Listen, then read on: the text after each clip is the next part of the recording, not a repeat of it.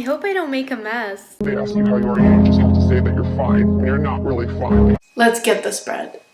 No, literally, I'm making egg bread today. Hi, I'm Paulina and welcome back to my kitchen. Today I'm doing my second highest requested video, which is baking and reviewing. Today we're reviewing Crying in Hmart, which was the start of my sad girl summer. Climb aboard the Sob City bus and let's start the chaos. P.S. I can't bake. Yes, it's the familiar rattling you hear every time I do something. 1 tablespoon of unsalted. What's a tablespoon? It's a tablespoon. Okay, sure. Like, what do you want me to do? Do you want me to scoop it out? Like, what? Is that a weird way to cut butter? I feel like it is. Actually, like, disinfected everything because I knew I would be spilling stuff. I'm fine. Oh, in her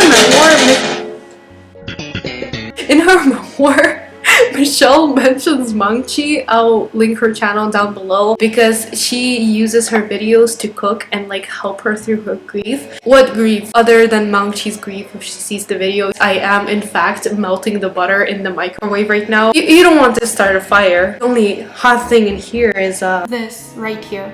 Say what you want, haters, but melting stuff in the microwave works. 3! It's my magic number! It's the number of times I cried throughout this book. It says a pinch. I can't take a pinch using this. Yeah, so this time, I'm like, bestie, you gotta improve on the mistakes that you make. Can you hear me rustling through the million packets of sprinkles? 1 teaspoon. What sort of measurements are these? It's a fairy bread thing. The least the yeast can do for me after this is rise. Rise. What? Alright, last time I failed at cracking one of the eggs.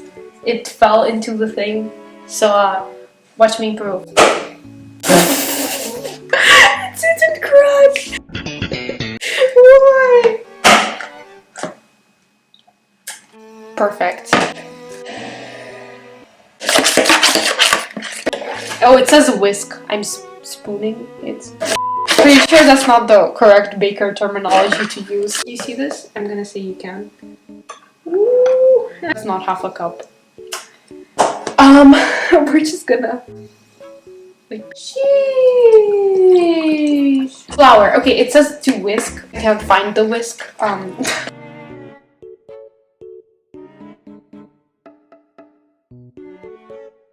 I made enough for one, but like not even one. And then I have no idea how, but my camera died. Thumbs up. I'm pretty sure it's not the camera's fault, it's me. But I also feel like I'm the victim here, so no victim blaming in this atheist household. So I'm just gonna continue my struggle with the cheese. They ask you how you are, you just have to say that you're fine when you're not really fine. Send help. I struggled with the cheese for like 10 minutes, I kid you not, so let's skip forward a bit. I feel like I should call my friend who's actually good at baking, but like what is she gonna do? She's gonna open this mozzarella stick for me over Zoom. That really hurts. This is why I don't open things with a knife. Is this too much cheese? I don't know.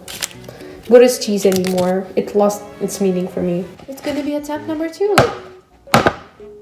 Are these eggs like unbreakable? What's wrong today? This is what it looks like. And there it is! My egg bread baby! If you're wondering why I don't cook, it's because you're my little cinnamon rolls. No, just kidding. I love all of you so much, but the real reason I only bake here is because I don't want to poison people. It looks crispy and nice. I manifested the yeast to rise, by the way, even though there's no yeast.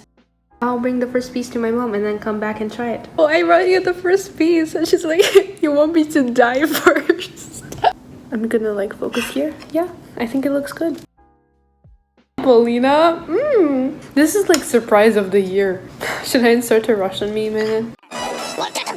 That means what a twist, basically. Alright, it's time for a rapid fire review. I hope you enjoyed the cooking vlog. This is a beautiful memoir about grief, food, culture, identity. The book opens with Michelle in Hmart wandering around the aisles, picking up food, and thinking back of the memories she holds dear with the food. Sobbing near the dry goods, asking myself, Am I even Korean anymore if there's no one left in my life to call and ask which brand of seaweed we used to buy? Hmart is a chain of supermarkets that sell Asian food. In Russia, we don't have Hmarts, but we have plenty of equivalents. These types of stores, they are absolute gold for any Asians who are not in their home country, who want to feel a taste of home. It's been a while since I related to a book as much as I did to this one, so today's review is going to be homely and cozy and personal, much like the book itself. The book feels very personal, and I suppose many memoirs do, but for me as a Russian Korean, I think that definitely played to its relatability. Or maybe it was because of its writing style, but either way, it's a book that I very much related to in a lot of aspects. Michelle's mother died, and so she starts her book with shopping as she slowly wanders past the aisles, and she tells us about confronting her grief and feeling like she's losing parts of herself. She barely knows Korean. Again, I felt a little bit like this was directed at me. But at Hmart, she feels fluent as she names the food, and it's just such an important memory for her to hold because she's reminded of the times that she and her mother spent cooking it. And I think it's a difficult thing for anyone who doesn't really associate food with a huge part of memories of their family members or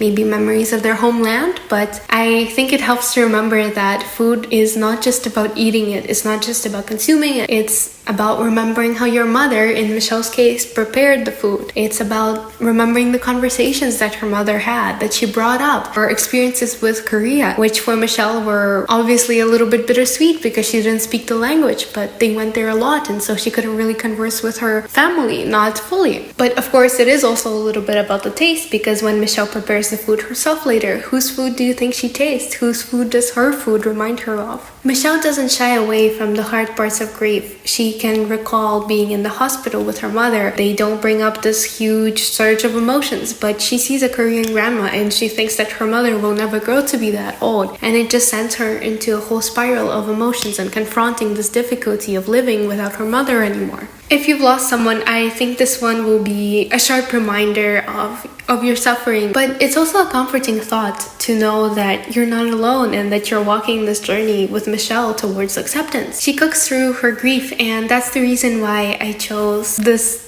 specific book to make another video in my kitchen review series named Still in Progress. But I wanted to cook something specifically sweet because I miss Korean desserts, but I've never tried egg bread before. I don't know how authentic that was compared to the real thing, but I really enjoyed it. I don't want to talk about this book too much because obviously it's Michelle's memoirs, and well, she can tell you about them herself. It's such a lovely and short and poignant read, and I hope that we can all go hug our mothers tighter after this one. I gave this one 5 stars without hesitation, but maybe it's because I just related to it so much, especially the parts about not feeling like Korean enough or not feeling Russian enough. I hope you'll pick it up, and I hope you'll give it the time and the space that it deserves because I really enjoyed it, and I hope that you will too.